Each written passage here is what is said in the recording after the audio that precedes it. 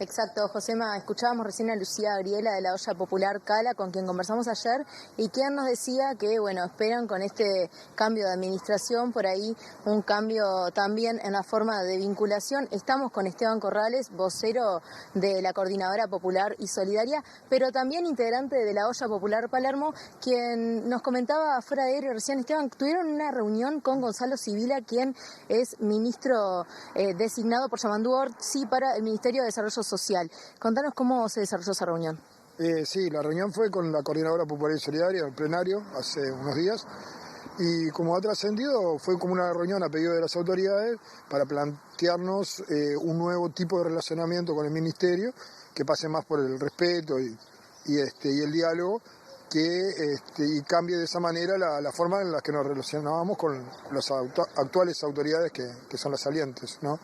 Y en ese marco planteamos cuál es nuestro trabajo.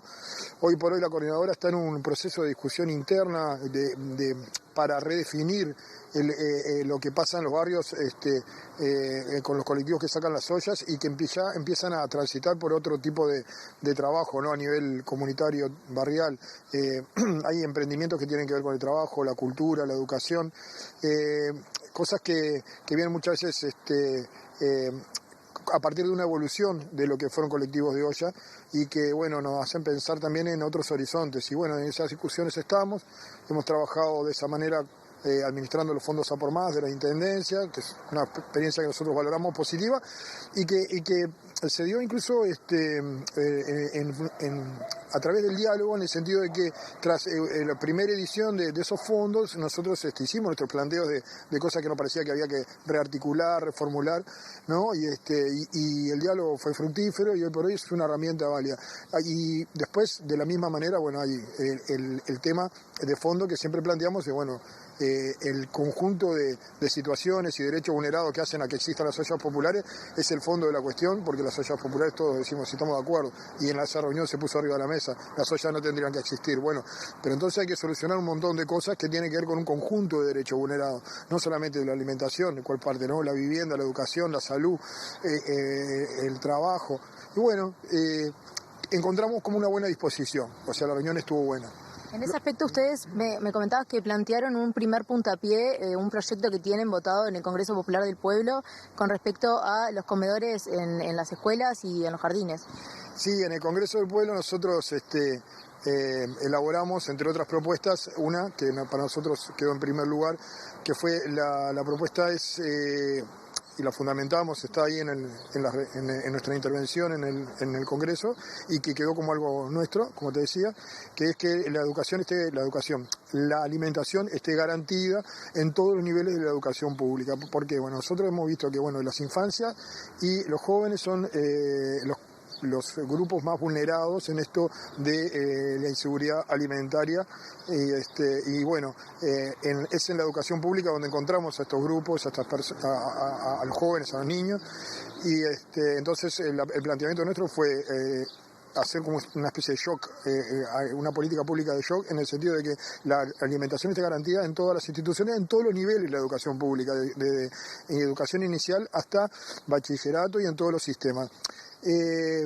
¿Para qué? Para que la institución, bueno, las instituciones se hagan cargo de ese aspecto, que es importante. Si uno habla con gente del ámbito educativo, es permanente, por ejemplo, cómo el tema de la alimentación influye en la deserción escolar, aparte en el pasaje de la escuela al liceo, ¿no? Muchos jóvenes que tienen garantizada la alimentación cuando están en sexto año de escuela, vos pasás al liceo, ahora tiene otro nombre, creo que es séptimo, pero eso desaparece, y nos contaban profesoras y profesores que era una de las explicaciones de la deserción en el nivel secundario. Entonces son cosas que hay que solucionar, y bueno, nosotros lo vimos que no es ir a todos los derechos de manera de fondo, pero sí es tomar un lugar clave como la educación pública, ¿no? Y elaborar una política pública que obviamente va a tener un impacto inmediato, o sea, se va a traducir en algo positivo muy rápidamente. Bueno, eso es una de las propuestas y se la pusimos al futuro ministro arriba de la mesa. También teníamos otras propuestas que son de apoyo a estos emprendimientos, ya sean productivos o de carácter social comunitario, que poco a poco hemos venido desarrollando. Y en el marco de diálogo y de respeto y de reconocimiento, creo que esto va a ser algo positivo para todo el mundo. Sobre todo cuando a nosotros nos planteaba el futuro ministro, que la idea de ellos es tener una política pública de anclaje en los territorios, basándose mucho en el saber que los distintos colectivos que estamos en el territorio hemos recogido en todos estos años. Y eso nos parece que es algo positivo, que habla también de una concepción de la política pública más que toma elementos de la educación popular y de un ida y vuelta, y que va a estar bueno si se hace de esa manera. Y en ese sentido, ustedes me comentaban que van a ser 5 años que están llevando adelante la olla. ¿Cómo han visto que evoluciona este fenómeno? ¿Cada vez es más la gente que se arrima, cada vez es menos? ¿Cómo lo han notado en este periodo de tiempo? Es difícil de cuantificar ahora. La parte estadística dice que es un fenómeno que se mantiene, ¿no? Incluso en esto que hablábamos de la educación pública, habla de que cerca de la tercera parte de todos los jóvenes que concurren a la educación pública tienen algún tipo de inseguridad alimentaria. Cuando hablamos de inseguridad alimentaria hay distintos niveles: grave, moderada, leve. Los últimos estudios como que no han variado. Ahora el Ministerio presentaba cifras sobre una variación a la baja y se autocongratulaba de eso. Está dentro de los márgenes de error, no es estadísticamente significativo, y de todas formas no hace al fondo del tema, ¿no? Acá sigue habiendo ollas populares, en Montevideo hay 250 ollas populares y merenderos, es mucho eso. Y bueno, como que no da para felicitarse mucho, ¿no? En eso. El programa de alimentación territorial no ha tenido impacto ninguno. Ha sido algo que le ha complicado la vida a la gente, más que solucionado cosas. Las iniciativas de olla, muchas han bajado. ¿Por qué? Porque mantener esto durante 5 años sin ningún tipo de apoyo. A ver, la Coordinadora Popular y Solidaria no paga viático, no paga sueldo. Las ollas son 100% trabajo voluntario y solidario.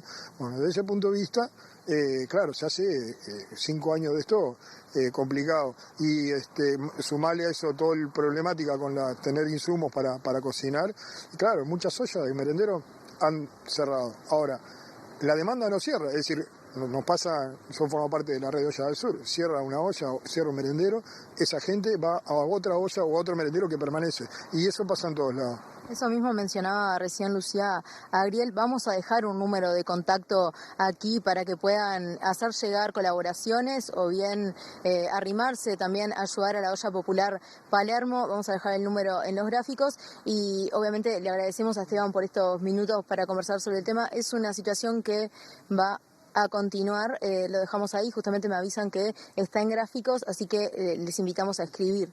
Sí, salimos el 1 de enero, o sea, la olla Palermo, concretamente el 25 de diciembre sirvió la comida como siempre, compartimos ahí un momento con quienes van a la olla, y el 1 de enero volvemos, y hay que decir que sí, se necesita siempre gente que se dé una vuelta, que ayude, que esté en la vuelta, así que este número de contacto es importante, y lo mismo para recibir insumos, que ahora en verano son incluso más necesarios, porque hay proceso de rotación así de las ollas en la zona en la que estamos, hace que las ollas que permanecen abiertas en enero se sobrecarguen de tarea, como le pasa a la olla Cala, donde estuvieron el otro día, a la olla Juan Ramón Gómez, a la olla Cuarén, a Palermo, y a las iniciativas que seguimos adelante en enero en esta zona. Después, en el resto de la zona de Montevideo, la situación es la de siempre, ¿no? Así que todos los apoyos que se puedan llegar siempre son muy bienvenidos y muy necesarios. Extendemos entonces esa invitación a colaborar y bueno, le agradecemos a Esteban también por estos minutos. Volvemos con José.